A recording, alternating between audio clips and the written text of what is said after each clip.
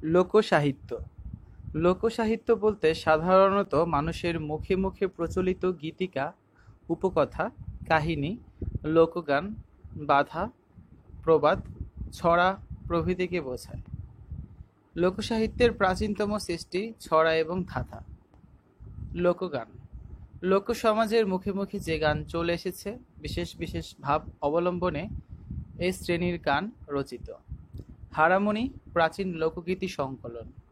মুহাম্মদ মনসুর উদ্দিন ছিলেন এর প্রধান সম্পাদক।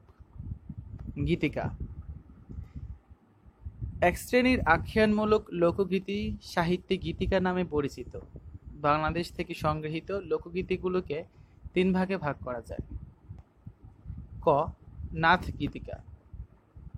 স্যার জর্জ গ্রিয়ারসন রংপুর জেলার মুসলমান কৃষকদের কাছ থেকে সংগ্রহ করে মানিকচন্দ্র রাজার গান নামে প্রকাশ করেন। খ. ময়মনসিংহ গীতিকা। বৃহত্তর ময়মনসিংহের ব্রহ্মপুত্র নদের পূর্বাংশে নেত্রকোনা, কিশোরগঞ্জ জেলার হাওর, বিল, নদ-নদী প্লাবিত ভাটি অঞ্চলে যে গীতিকা বিকশিত হয়েছিল তা ময়মনসিংহ গীতিকা নামে পরিচিত। এই গীতিকাগুলো সংগ্রহ করেছিলেন চন্দ্রকুমার দে। গীতিকাগুলো সম্পাদনা করে ময়মনসিংহ গীতিকা 1920 নামে প্রকাশ করেন ডক্টর দীনেশচন্দ্র সেন। এ সকল গীতিকার মধ্যে উল্লেখযোগ্য হচ্ছে মহুয়া, মলুয়া, দেওয়ানা মদিনা, কাজল রেখা, কেনা রামের পালা। ডক্টর দীনেশচন্দ্র সেন লোকসাহিত্যকে দেশে বিদেশে জনপ্রিয় করে তুলেছিলেন। গ. পূর্ববঙ্গ গীতিকা। পূর্ববঙ্গ গীতিকা নামে পরিচিত গীতিকাগুলো কিছু পূর্ব ময়মনসিংহ থেকে এবং অবশিষ্ট গীতিকা নোয়াখালী, চট্টগ্রাম অঞ্চল থেকে সংগৃহীত। ডক্টর দীনেশচন্দ্র সেন গীতিকাগুলো পূর্ববঙ্গ গীতিকা নামে সম্পাদনা করেন। কাহিনী উপকথা সংগ্রহ করেছিলেন দক্ষিণারঞ্জন মিত্র মজুমদার, উপেন্দ্র কিশোর রায় চৌধুরী। দক্ষিণারঞ্জন মিত্র নতুনদারের রূপকথা সংগ্রহের নাম ঠাকুরমার ছুলি, ঠাকুর দাদার ছুলি। উপেন্দ্র কিশোর রায় চৌধুরীর রূপকথা সংগ্রহের নাম টুনটুনির বই। কবি গান। কবি গান দুই পক্ষের বিতর্কের মাধ্যমে অনুষ্ঠিত হতো। দুই দলের মধ্যে প্রতিযোগিতাই এর বৈশিষ্ট্য। কবিওয়ালারা মূলত ছিলেন গায়ক, তারা অর্থের বিনিময়ে মনোরঞ্জন করতেন। কবিওয়ালাদের মধ্যে গজলা গুই, তিনি কবিগানের আদি গুরু বলে পরিচিত।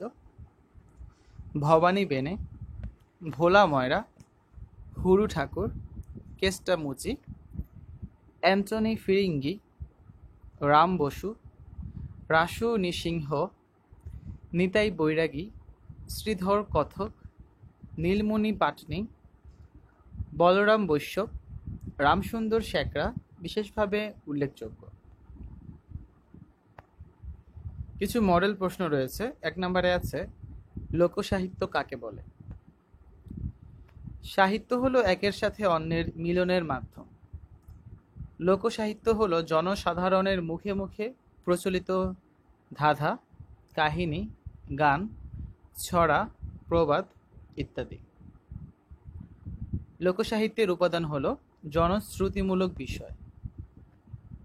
বহুদিন পূর্বের কোনো ঘটনা বা কাহিনী লোক পরম্পরায় কল্পনারূপক হয়ে লোকসাহিত্যে স্থান পায়। 2 নং প্রশ্নটি হচ্ছে ধাঁধা, ছড়া, প্রবাদ এগুলো কোন সাহিত্যের অন্তর্ভুক্ত? ধাঁধা, ছড়া, প্রবাদ এগুলো সবগুলোই লোকসাহিত্যের অন্তর্ভুক্ত। 3 নং হচ্ছে লোকসাহিত্যের প্রাচীনতম সৃষ্টি কি? লোকসাহিত্যের প্রাচীনতম সৃষ্টি হচ্ছে ছড়া। 4 নং প্রশ্নটি হচ্ছে গীতি কবিতা বলতে কোন ধরনের কবিতাকে বোঝায়? এর বৈশিষ্ট্য উল্লেখ করুন। যে শ্রেণীর কবিতায় কবি আপন হৃদয়ের অনুভূতি বা একান্ত ব্যক্তিগত কামনা, বাসনা ও আনন্দ বেদন প্রাণের অন্তঃস্থল থেকে আবেগকম্পিত সুরে অখণ্ড ভাবমূর্তিকে প্রকাশ করে সেই শ্রেণীর কবিতাকে গীতি কবিতা বলে। ইংরেজি সাহিত্যে গীতি কবিতাকে লিরিক বলে। ভাবের বৈচিত্র্য ও ছন্দের বৈচিত্র্যপূর্ণ প্রকাশ গীতি কবিতার বৈশিষ্ট্য। উল্লেখ্য, কবি বিহারীলাল চক্রবর্তী বাংলা সাহিত্যের গীতি কবিতার প্রবর্তক।